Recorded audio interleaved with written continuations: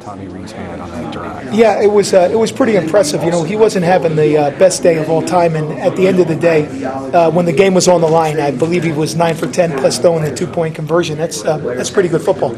I noticed, and please correct me in layman's terms, what I saw after the interception was a different Tommy Rees after that. I saw him making adjustments and handling his decision making differently. Is that an accurate observation? You know, his decision making was fairly good throughout most of the day. He had a couple of throws and a couple of decisions that he would like to have back, but all in all, I thought he was pretty much on with the right decisions. He got himself into trouble a couple of times, threw the ball away, which were good decisions. Actually, doesn't look so good on as you're watching the game, but good from the standpoint that he dumped the ball off or threw it away and threw the ball out of bounds. But I think he really tried to make up for maybe his mistakes in the first half as we got into the second half.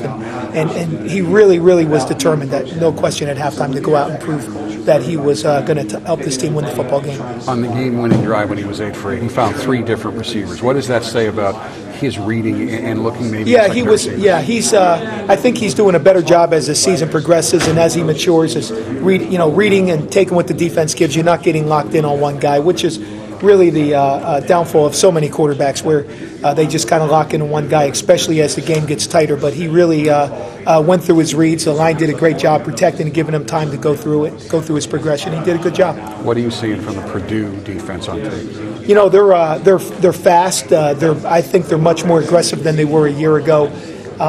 They don't have the Carrigan, but I think they have more overall depth and balance as we look at this year's team compared to last year's team. You've seen some teams be successful kind of avoiding those 2 cornerbacks. I mean, is that how they've kind of racked up some yards on this defense?